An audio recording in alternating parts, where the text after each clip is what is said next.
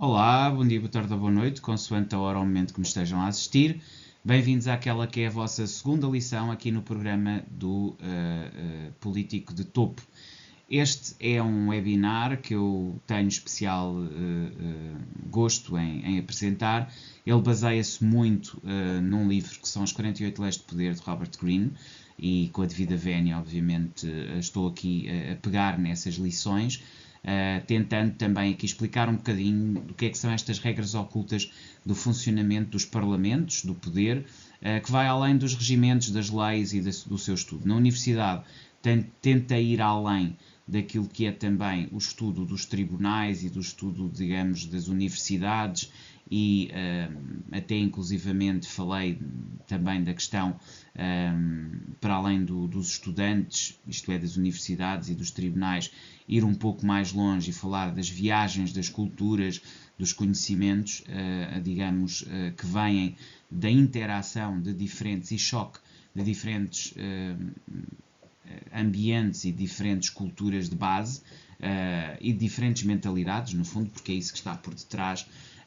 E ao ter feito esse estudo e da diplomacia também, do diplomata, tudo isso foi para mim muito importante para vos demonstrar precisamente que a nível destas oficinas, digamos, de oficinas superiores, as chamadas oficinas coletivas ou oficinas que têm que ver com a relação do eu com o todo, com o coletivo, efetivamente temos aqui uma preocupação muito mais de conhecer regras de bom estabelecimento de práticas nesse relacionamento social e perceber também o que é que nos deve nortear quando estamos nesse contacto de diferenças.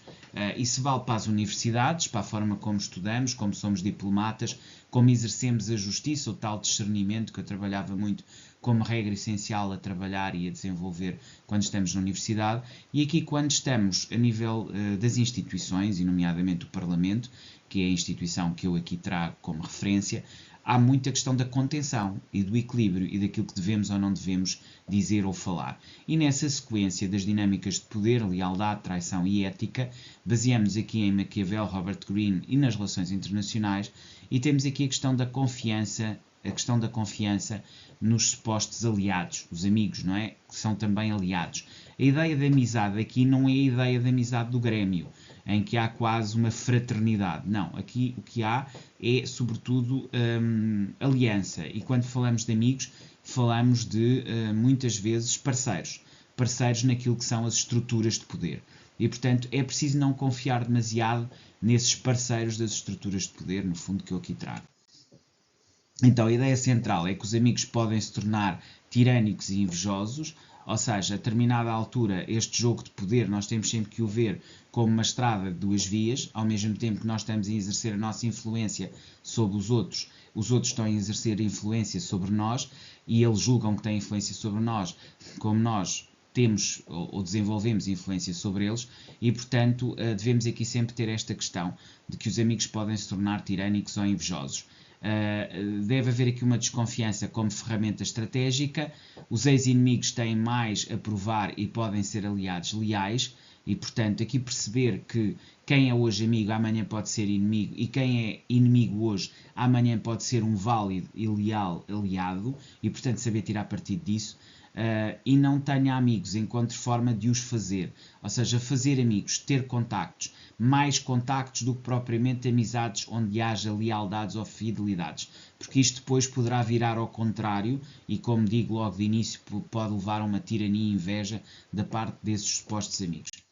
As teorias de poder, elas foram desenvolvidas, e aqui mais uma vez, tal e qual como eu fiz na oficina da universidade, quero-vos trazer aqui um bocadinho também de background, ou seja, de perceberem aqui um bocadinho o que é que está por detrás destas teorias. Temos as 48 leis de poder de Robert Greene, e aqui destaco esta lei número 2, nunca confie demasiado nos amigos, e isto tem a ver também em parte com aquilo que estou aqui a desenvolver nesta apresentação, mas depois temos também o príncipe de Maquiavel, que diz que os amigos traem com facilidade e que os ex-amigos podem se tornar bastante úteis. Maquiavel fala muito nisto, na utilidade dos ex-inimigos, ou seja, acaba por se estabelecer um respeito, uma vez que quando há uma situação de inimizade, tivesse havido uma vitória ou uma derrota, acaba por se estabelecer um respeito. Porque mesmo quando houve uma derrota, houve pelo menos uma luta e a determinada altura desenvolveu-se um respeito.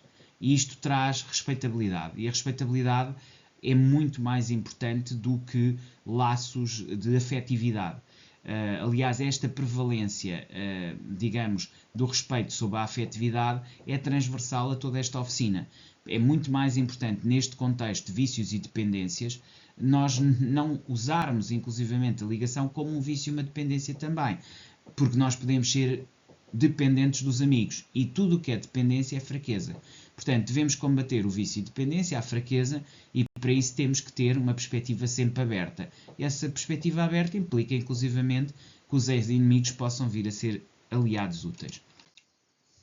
Em teorias de relações internacionais, nós temos essencialmente três teorias de relações internacionais. O realismo, que nos fala sobretudo de poder, egoísmo e competição, e que, verdade seja dita, acaba por ser atualmente o retrato melhor para descrever a humanidade no momento presente. E isto tem muito que ver com momentos. O momento presente é um momento claramente de transmutação, de transformação.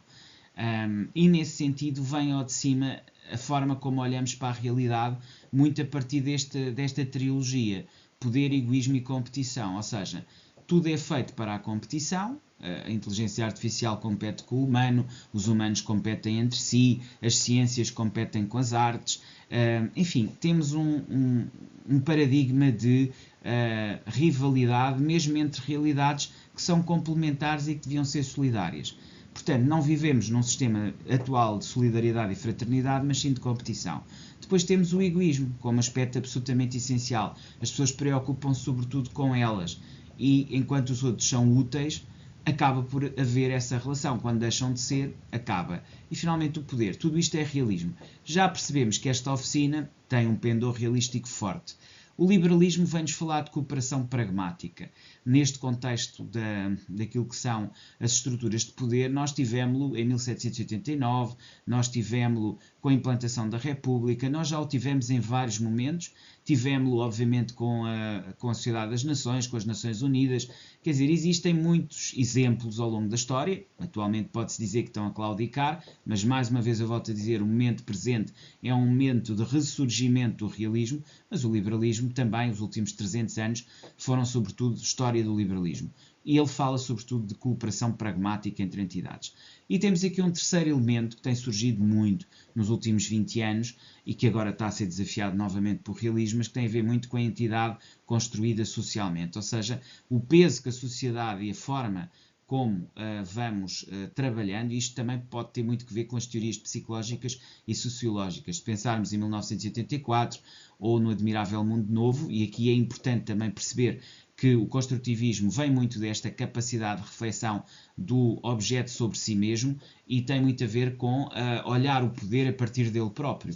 E, de facto, se calhar o construtivismo, ou se calhar, ou também, tal e qual como o realismo e o liberalismo, é sem dúvida uma forma de explicação aqui desta identidade construída socialmente para percebermos o peso que isso também tem.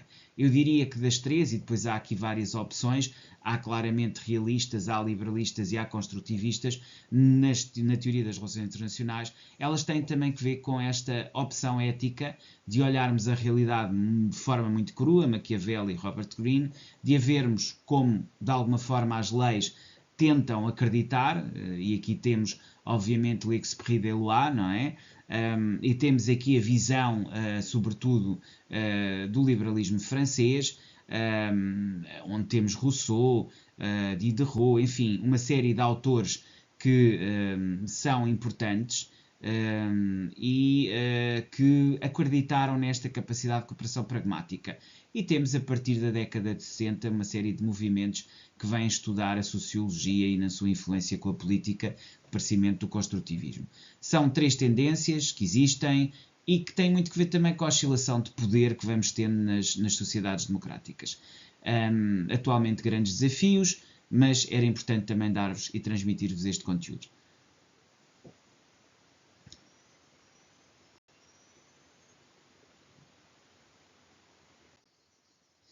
Em termos de exercício prático, proponho aqui um exercício prático que vocês podem aplicar na vossa vida, analisar vantagens e riscos de aliados e ex-inimigos na vossa própria vida, e num contexto, obviamente, pode ser de profissão, pode ser de amizades, usar a teoria de poder e das relações internacionais e depois avaliar quem realmente serve os vossos interesses. É um exercício prático, simples, de análise de alianças. Estratégias e negociações. Aqui, criar estratégias para lidar com grupos, que neste caso temos os amigos e os inimigos, e portanto implementar aqui também como exercício várias estratégias para lidar com ambos, simular interações e manipulações realistas, aqui ir muito para o elemento realista, que há pouco expliquei em que é que consiste, e depois explore traições para manter o controle. Aqui também mais uma vez um exercício prático que vocês podem fazer e desenvolver com base naquilo que eu tentei transmitir. Depois, reflexão estratégica e ética.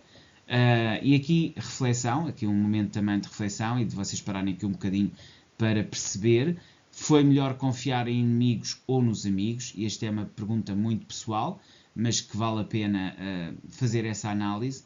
E depois fazer uma aplicação real das leis do poder, pelo menos das duas que têm até agora, que são não confie nos amigos e a outra que é nunca afrontar o mestre.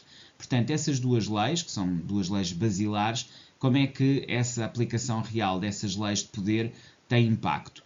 Depois, que questões éticas tem nessas decisões e no que ali está em termos de conteúdo? E vocês aqui como que sentem a dimensão do impacto que isto tem na vossa vida. Agirem desta maneira vai-vos criar, digamos, uma determinada, digamos, posicionamento. Só o facto de o estarem a fazer e de serem capazes de ter uma postura de análise a este nível vai modificar a relação com os outros. Vocês vão ficar muito menos dependentes dos outros. A ideia aqui é desenvolver uma cada vez maior segurança e independência. Finalmente, conclusão, rotina de aplicação. Praticar esta análise estratégica por 90 dias, registar as vossas escolhas e reflexões, avaliar os resultados com foco no poder e na lealdade. E, de certa maneira, ao trabalhar aqui com registro de escolhas e reflexões, avaliação de foco de poder e lealdade e com uma prática reiterada ao longo de 90 dias, vocês escolherão aqui, era aquilo que eu estava a dizer há pouco, conclusões acerca de como isto está a impactar e a transformar a vossa vida e, sem dúvida alguma, que vão começar a colher aqui cada vez melhores resultados relativamente ao estudo destas leis. Era isto que eu tinha para vocês, voltamos a ver amanhã. Até lá, despeço-me com cordialidade.